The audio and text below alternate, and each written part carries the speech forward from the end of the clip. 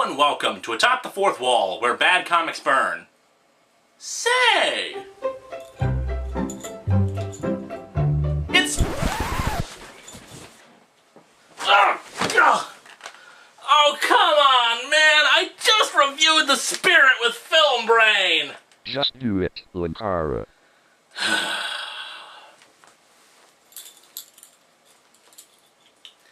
It's Miller time.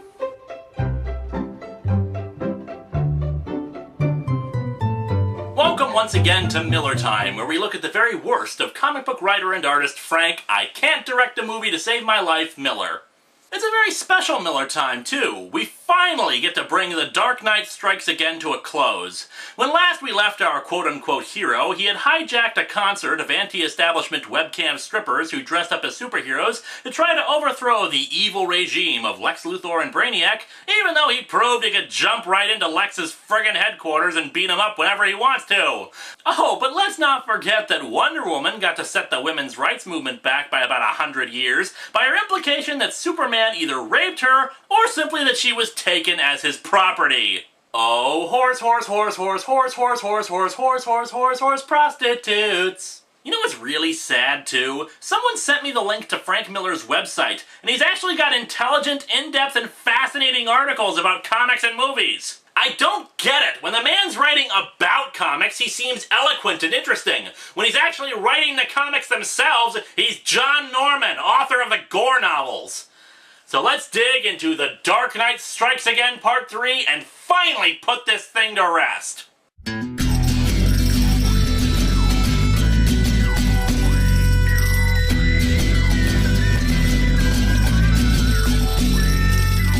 Welcome to Atop the Fourth Wall, where bad comics burn. Linkara's gonna teach you all a lesson you won't learn. Brodsky, you're not the smartest. Life out, you're not an artist. Anyone who's had a bad comic published, it could be your turn. Linkara, he's a man punch, wears a birdie hat. Linkara, he has a magic gun. Where'd he purchase that? Linkara, coins, robots, Amazon and trucks. Linkara, this comic sucks. Linkara.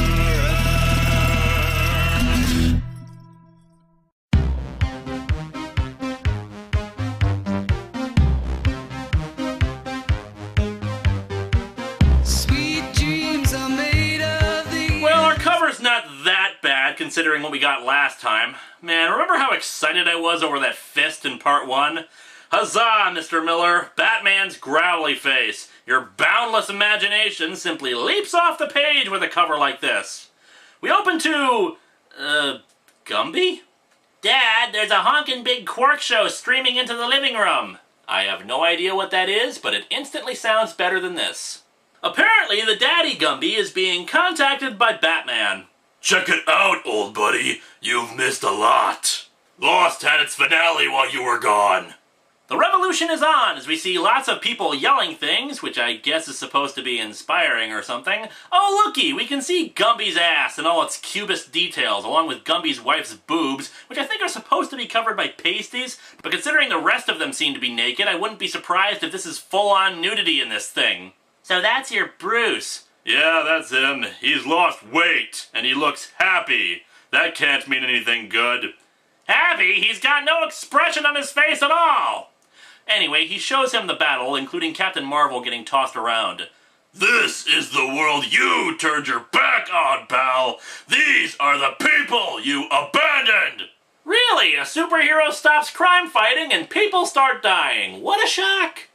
Gumby declares that he has to leave, his wife and son supporting him. Oh, it turns out that Gumby is Green Lantern.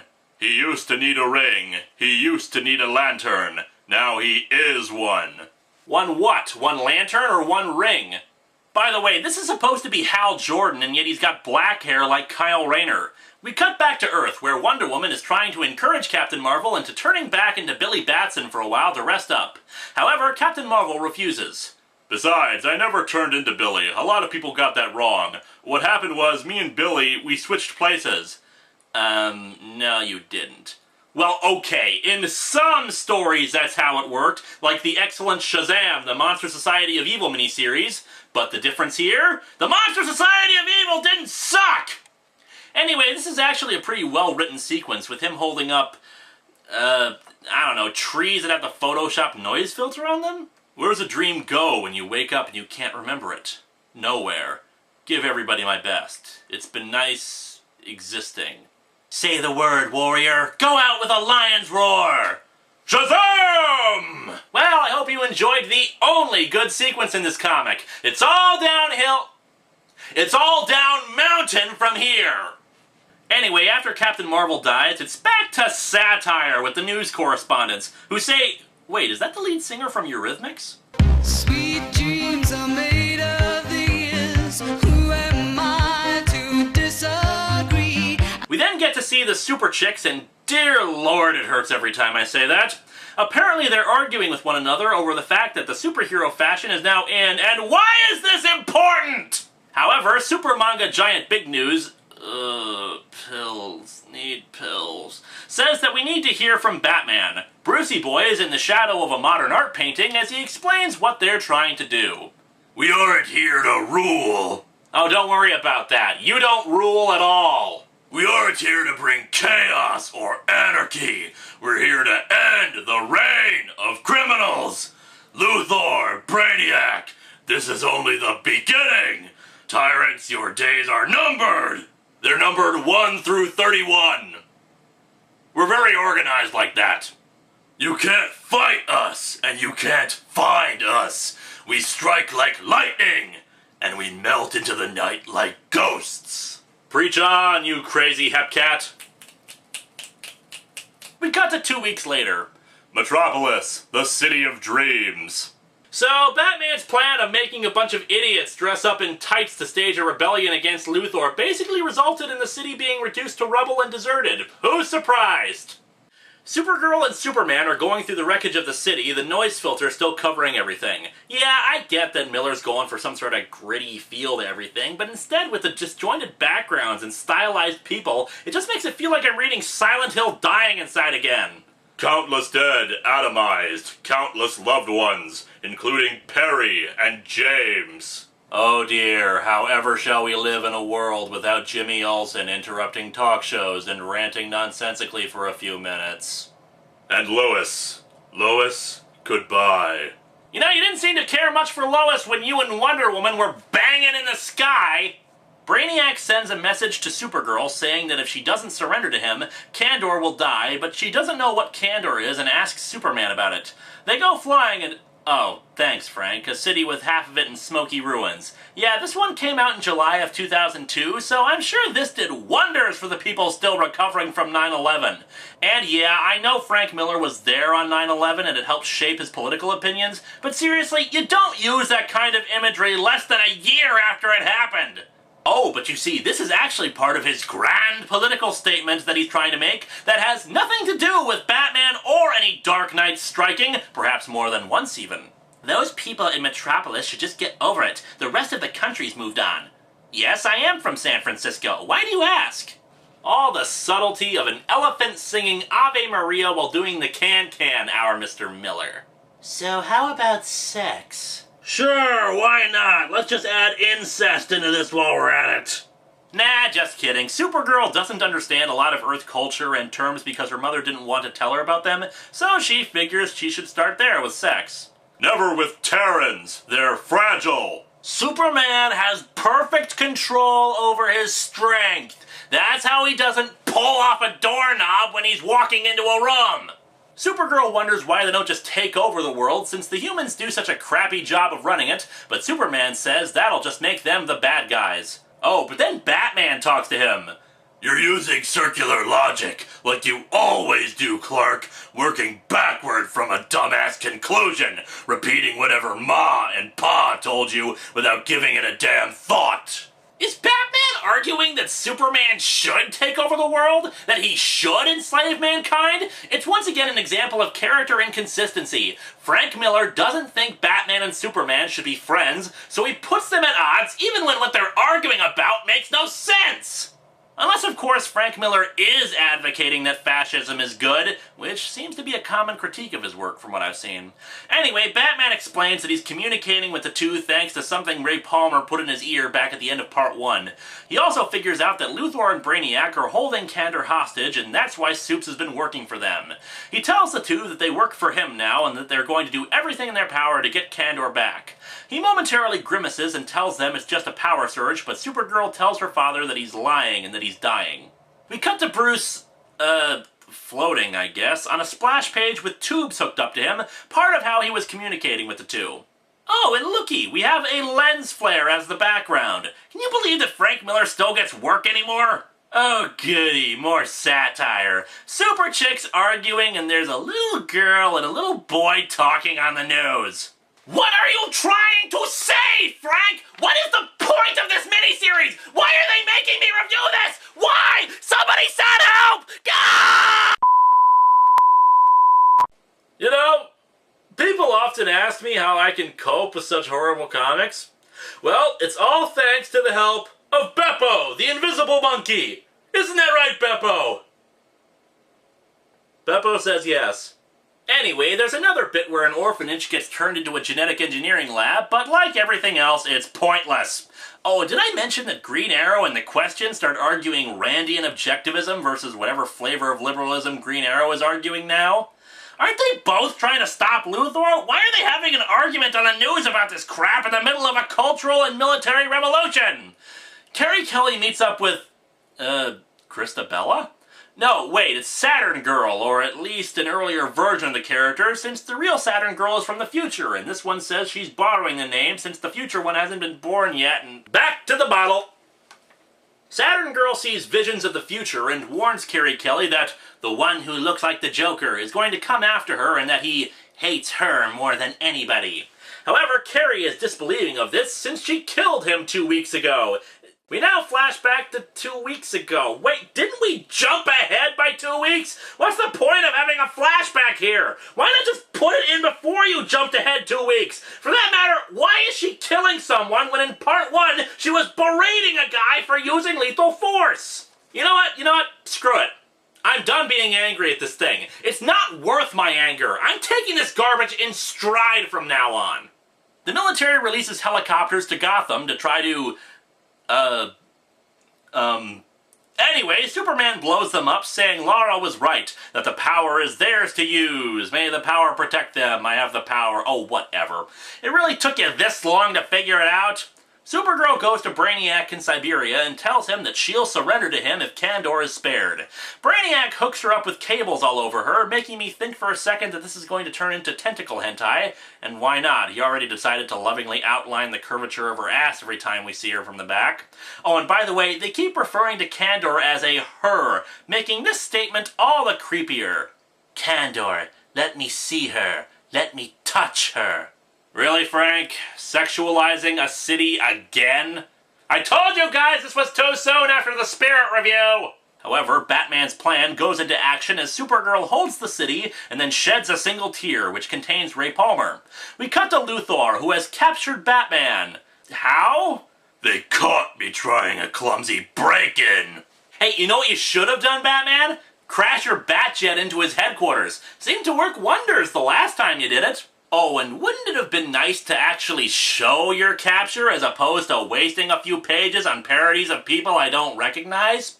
So yeah, Batman is being held and imprisoned inside Jell-O. Oh, come on, there's always room for Jell-O. Luthor explains that he has orbital space cannons that he's used before to decimate the Fortress of Solitude and the rainforests where Hawkman and Hawkgirl used to preside. He plans to use them to level Metropolis because he's evil and there's no good reason for him to be doing it. In addition, he's also got orbiting nukes and devices intended to cause massive earthquakes. Hey Brucey, feeling stupid yet about not taking him down when you had the chance? We cut to Ohio, where someone else has taken up a superhero mantle and is standing awkwardly and shoving her ass out. To my irritation, she's dressed as Big Barda, all-around badass and ass-kicker extraordinaire. Former porn star Hot Gates, now calling herself Big Barda, today declared herself dictator of Columbus, Ohio. Frank, how is it that you continue to find new ways to piss me off on every page of this garbage? Oh, and calling her Hot Gates, probably referencing 300? Well, all I've got to say to that is that while I was aiding the invasion of Molossia, Benzai basically explained that 300 is about constipation. You know, you have this tight spot that the Greeks and the Spartans have to protect, and they're like, you know, like, if we keep this spot, like, very tight, like, you know, the numbers will come to nothing. And so basically you have this crowd of, like, black people in the dark, and they try to get in this tight spot, like, forcing the way, and they're like, yeah, we don't let them in. Isn't interpretation of symbolism fun, Frank? Is America taking all this lying down? Are we just lying flat on our backs to the president? Are we just spreading our legs to executive power? Horse, horse, horse, horse, horse, horse, horse, horse. Ma, Pa, you were wrong. I will always cherish this planet and its creatures, but you were wrong. I am not one of them. I am not human. I am no man! I am Superman! No, I'm not gonna do it. I'm saving it. Trust me on this one. While Green Lantern arrives in orbit, the Atom destroys Brainiac's probes that keep the citizens of the bottle city of Kandor in line.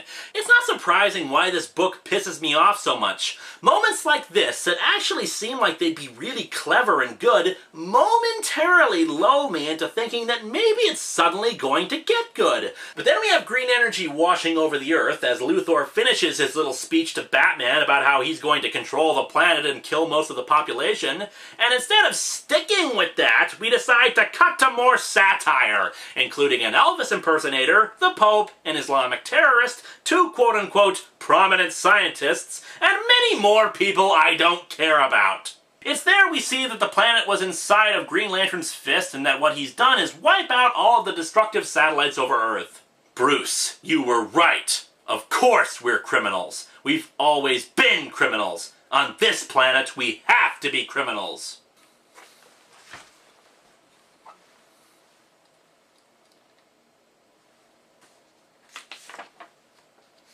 Criminals are a superstitious, cowardly lot, so my disguise must be able to strike terror into their hearts. Funny how that line didn't mention the fact that Batman himself must be a criminal, almost as if he isn't supposed to be one. Oh, Frank, what was the thing you said about Batman being the most good and pure hero? Batman, who's been freed from the Jello by the Flash, explains to Luthor that he allowed himself to be caught and tortured like this to serve as a distraction, plus to see the look on his face when he took him down. And so the Hawk kids come bursting in and kill Luthor, Batman proudly proclaiming, "Way to go, kid, that was great!" And even puts down Barry Allen, who briefly objects to, killing someone! People, I understand that the images you're seeing are painful, confusing, and downright horrific to your senses, so to give you all a break, enjoy this cute little kitten.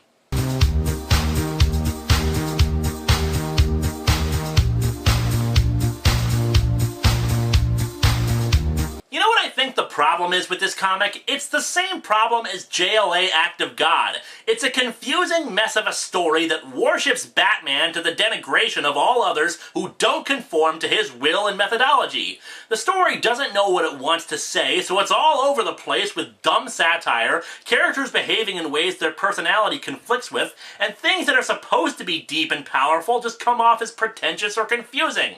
Batman's other plan comes to fruition as Supergirl plans to attack Brainiac from within. He laughs her off, saying that it would take 10 of her in order to cause him harm. And what a coinky-dink! The Atom shatters the bottle for the city, and the Kandor citizens break out and fly with superpowers. Not that that makes any sense, since Brainiac said he was keeping them under red sun radiation, and they haven't had any real exposure to sunlight to give them superpowers or anything, but whatever. And so they all blow up the giant supercomputer robot. Huzzah!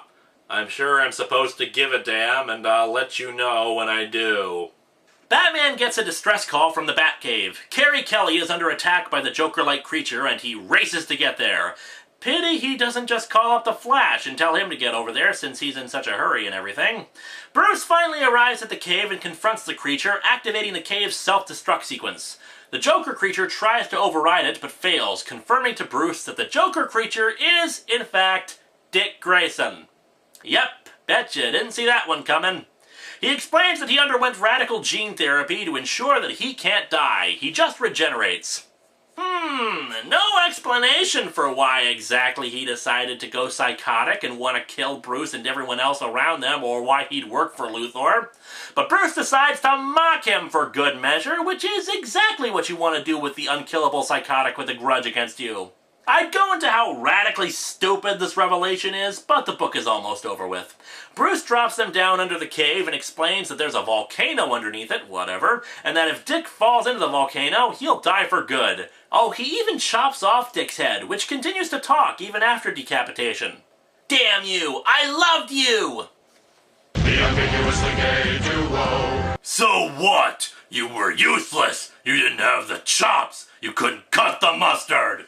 My hatred for this comic knows no bounds. Ralph Dibny manages to save Carrie Kelly from dying in the cave, and Dick Grayson falls into the lava, Superman saving Bruce at the last minute. And so our comic ends with more stupid satire involving the Super Chicks, people wanting to worship Superman, more of the dumbass political debate between Question and Green Arrow, and Supergirl and Superman in orbit around Earth, wondering what they're going to do with their planet, implying that they're just going to take it over themselves. The entire thing ends with Bruce and Carrie Kelly talking to each other, in particular how he's lost all his stuff, but he doesn't care. Souvenirs, darling. Nothing but souvenirs. I was sentimental back when I was old. And there goes yet another moment that might have actually been decent had it not been for the fact that he looks absolutely goofy with the beat-up face and the ears on his cowl drooping over like that. Well, that's it, folks. That's the final issue of one of the worst comics ever made and one of the worst sequels ever made. Oh, and you'd better believe I'm angry now. But I think I know exactly how I'm going to make myself feel better. Come along, kids!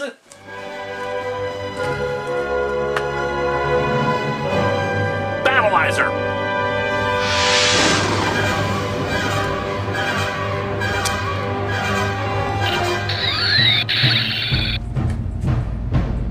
I am a man!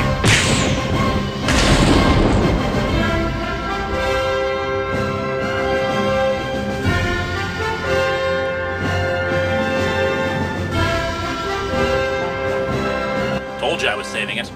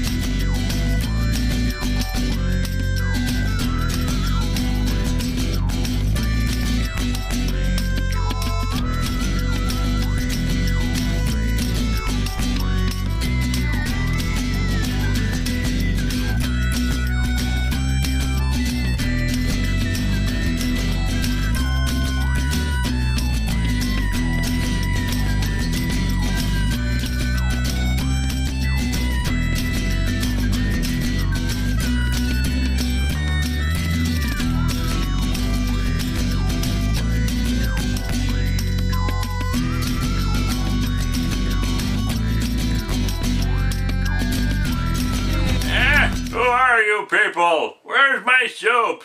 Ask me about my grandchildren.